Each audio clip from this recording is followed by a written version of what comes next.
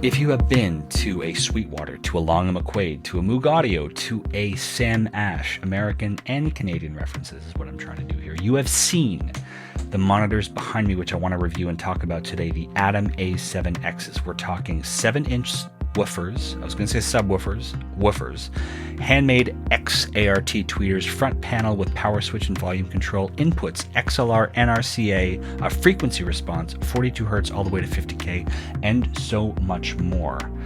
We're going to go through the kind of main tenets of the review on this channel, which are, who knows, build, operation, aesthetics, and of course the most important thing, which is sound. I want to qualify this review with a couple things. First off, I had my Yamaha NS10Ms removed from my little station here, and that's where I put my Adam A7Xs onto, and I was able to reference between the Solo BEs, my Focals, which have been with me forever, and I know very well, and the Adams back and forth. And that was really helpful for me because usually, I'll keep the Yamahas and I'll have whatever new kind of toys in there, and that's not a good thing to reference. We're dealing with chalk and cheese at that point.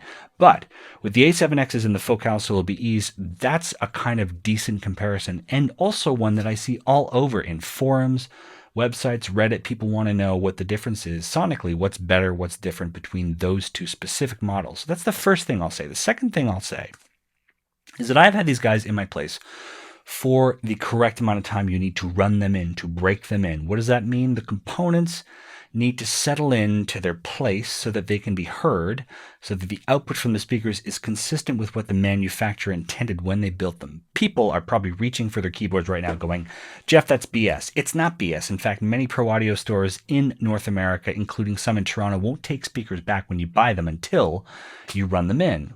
Bay Blue Radio, for example, they're just like, no, you have to have them for at least 2 weeks before you come back and tell me they suck. I'm teeing all this up because I have some very strong opinions about these monitors, and we're going to get to them. First, with build.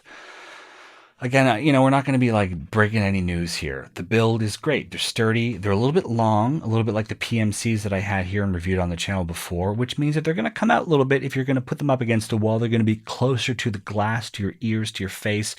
So you're going to want to move your listening position a little bit if they are, coming at you. My Focals, a little bit more sunken in. Also, they're a little bit further in the stereo field, left and right on the desk, so I can push them back into the corners where these guys, because of their length, I had to kind of... But if this is a problem for you, you can always reorient them and just move them into kind of landscape mode, right? As opposed to portrait, to borrow some kind of, iPhone, smartphone technology terms here. You can always reorient them to kind of accommodate... the speakers, but they're still going to be kind of long actually in that way if they're upright or the other way around. Anyway, bottom line is they're on isoacoustic stands. I had a great chance to sit them atop them and get the best possible experience. Isoacoustic, by the way, made in Canada. Maybe not made in Canada, but made by a Canadian. Just going to plug Canadians while we're here. They're great. So the Focals and the Adams are on isoacoustics. It's just something I want to do for the reviews so that we reduce the amount of sympathetic vibration. We give them the best chance of just coming for us, hitting us in the face with sonic goodness. Now the operation. On the front, you will see, as I mentioned, the power and the volume switch, which is wonderful. If I want to switch off the power on the Focals, I got to bring my weird arm all the way, down and over and turn them off like an idiot. With the A7Xs, I can just go on, boom, boom, turn them up, turn them down, gain match them to my secondary set of monitors easily, which is wonderful. Thank you, Adam Audio. So if you flip them around, you will notice 3 kind of dials, a low shelf, a high shelf, and a tweeter level shelf. So if you find that the sound coming from these guys doesn't kind of interact with your room in a pleasing way, or you're like, it's a little bit too muddy, whatever, you can go in, just tweak things, change things. Also, the XLR inputs are lovely. They're right at the top, just like the Focal Shape 65s. I can just go in. I don't have to go all the way down. I can go right at the top, boom. Don't have to overextend this, scallop physique here and break a sweat trying to plug things in, plug things out. So that covers build and operation. Next up is aesthetics. People always make jokes about this, but your studio is a space where you should feel empowered to create and to, just be creative and innovative and solve problems and all that stuff. If you walk into your space and you're surrounded by things that don't make it feel like this is a place where stuff happens, that's a problem. So you want your gear to be, frankly, an expression of kind of who you are, and you want to like agree with the aesthetic and stylistic choices of your gear and of your room. You paint the walls, you put panels up, you put all this stuff up. Why not have gear that makes you feel like this is my place? This is my place to work. So to that end, I feel like the A7Xs, while a little bit dated, they've been around for a little while, but they're kind of rock stars, right? They're kind of like standard near field monitors for a lot of people.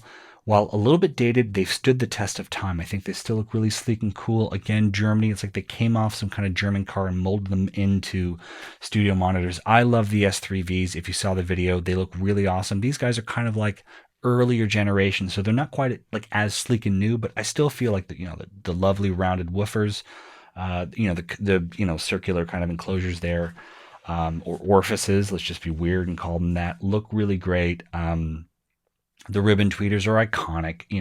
A couple other companies from people who've left and all that stuff, they've started with the ribbon tweeters. So they look really cool and special. And I think if you brought a client in or you took photos, you'd be like, yeah, so they look great. And I love that. I think aesthetics matter. So let's move on to maybe the most important thing, which is sound. And for sound, I have to have a drink because boy, do I have a lot to say. It's that Arbor, the one the one you can't pronounce, like Abunda or something, like Gaelic. Jeez, it's like 50%. Now, the reason I qualified everything I said at the very beginning of this video with like, I was referencing and I broke them in, is because I gave them every possible chance to really kind of just make sure that I got the best shot possible at hearing what these speakers could do. And there was a lot of fanfare. In fact, when I started this channel, I did a video on buying your first set of monitors. My most popular video to date for the composer people on this channel. They're like, do more sample libraries. That video is more popular than any sample library video I've ever done. And people have been asking me to talk about these monitors from day one. So I wanted to make sure I covered all the bases, checked all the boxes to make sure that I got as accurate as possible a picture of what these guys could do. And I have to say, I'm disappointed. I think the source of my disappointment stems from the ribbon tweeters, the XART handmade ribbon tweeters, which is weird because I did the S3Vs and they didn't sound anything like this. But the S3V tweeters and the A7X tweeters must be different because these guys are too bright. They're too bright. They're too piercing and sharp. Now, you might be thinking, why does this matter? Why does it matter if it's too sharp? Why does it matter? I like bright music. Everything's bright. Well, if you're doing critical work, if you're doing analytical, critical work with your music, you're repairing stuff, you're mixing stuff, you're mastering stuff, you're doing creative work, and you think what's coming out is too bright and too sweet, if you will, you're going to be turning stuff down with processing. You're going to be using shelves on an EQ. Maybe you'll be over de-essing things. And we're not talking just vocals. Sibilance comes from cymbals and from guitars and from synths. You might be going too hard on that stuff because you think that what's coming out is too bright. And I thought, after breaking in and referencing with the Focal Solo BEs, these guys are very bright. Now, you might be asking yourself, okay, so what's the big deal? I know they're bright, not a problem. Brightness is also a bad situation because it masks mid-frequency information. If we're thinking of low, mid, and high on the frequency scale, low is probably from 0 to 250 hertz. The mids maybe are 250 to maybe 8K, and then 8K and above is your highs. Some people like to split 8K to 20K and add a high mid situation. So maybe from 8K to 10K, 12K, we're dealing with high mids, and then 12K and up is highs. These tweeters are very bright, so bright, in fact, that I think they might be masking information in the mid-range. And that's really bad because it's often said music is in the mids. That's where guitars are. That's where a lot of pianos are. That's where some vocalists are. That's where the meat of the song is. And when you have tweeters that are so bright, such that they mask the information there, you might not hear problems in that region. You might not think to turn that region up or down or whatever. This is a problem. Now, not all is lost. As I mentioned in the operations section of this review, you can flip around the back and there's a tweeter level sort of EQ filter. You can just notch things out on both sides and then things won't be bright anymore. But for my money and for, having done everything to kind of control the situation and get the best possible accurate representation in this room, I was surprised that right from the get-go, without any tweaking, I was dealing with very bright, very sweet tweeters. And to me, I just felt like, Adam is awesome. They gave me the S3Vs for a little bit. I gave them back. They were so cool. People on this channel want to hear honest reviews, and I just have to be honest. Now, I'm not saying that like what I'm saying now is like the truth, like let me just break the news here, spoiler alert. No, this was I'm sweating because I'm very passionate about audio. This was my experience with these monitors, is that they were just a little bit too bright, a little bit too sour, and I should be getting something better right out of the box. So that's how I feel. That being said, I felt like the lows, like that 7-inch woofer, was very detailed, very articulate, very accurate. I had, in fact, comparable low end to the Solo BEs that I have here. So on that level, I was actually surprised, like, hey, they can compete with these kind of larger, monitors from Focal. But on the high end, I have to say, disappointed. And it's something that I think you guys should know. So do you agree with me? Do you disagree with me? Do you have these monitors? Do you want them? Did you hear something else?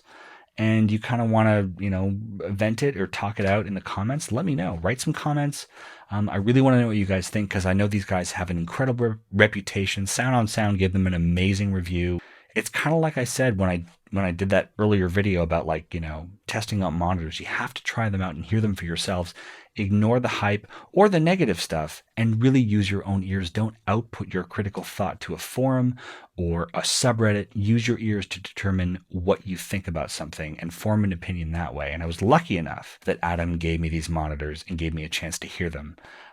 So it's kind of bittersweet. Adam's probably never going to retweet this or share this or whatever. But thank you for sending them over. I really, really appreciate it. So anyway, let me know what you think in the comments, and take care.